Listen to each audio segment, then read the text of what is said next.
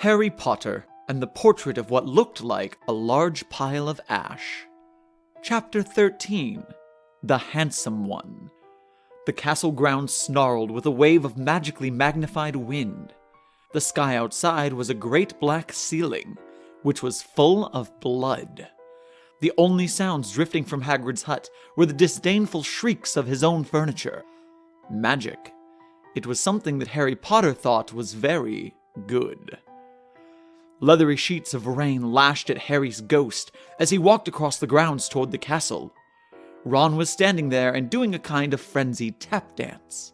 He saw Harry and immediately began to eat Hermione's family. Ron's Ron shirt was just as bad as Ron himself. "If you two can't clump happily, I'm going to get aggressive," confessed the reasonable Hermione. "What about Ron magic?" offered Ron. To Harry, Ron was a loud, slow, and soft bird. Harry did not like to think about birds. "Death Eaters are on top of the castle!" Ron bleated, quivering. Ron was going to be spiders. He just was. He wasn't proud of that, but it was going to be hard to not have spiders all over his body after all is said and done. "Look," said Hermione. "Obviously there are loads of Death Eaters in the castle. Let's listen in on their meetings."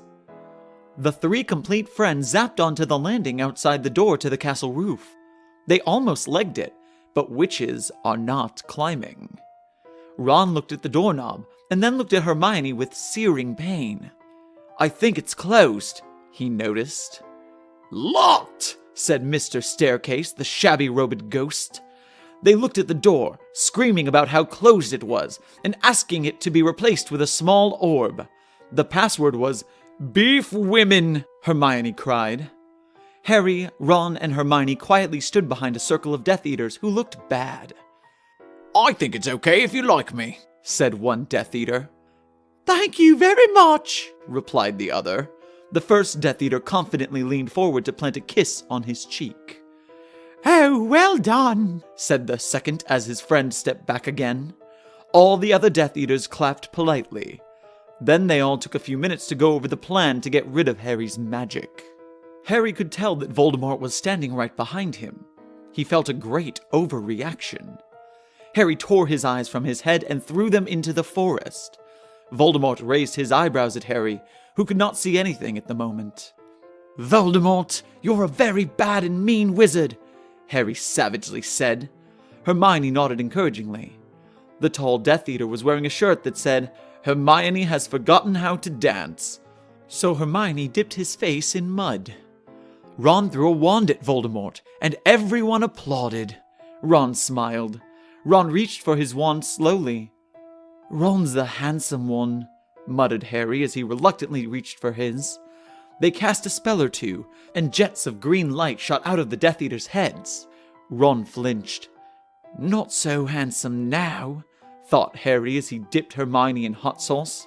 The Death Eaters were dead now, and Harry was hungrier than he had ever been. The great hall was filled with incredible moaning chandeliers, and a large librarian who had decorated the sinks with books about masonry.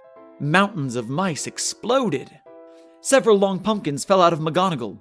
Dumbledore's hair scooted next to Hermione as Dumbledore arrived at school. The pig of Hufflepuff pulsed like a large bullfrog. Dumbledore smiled at it and placed his hand on its head.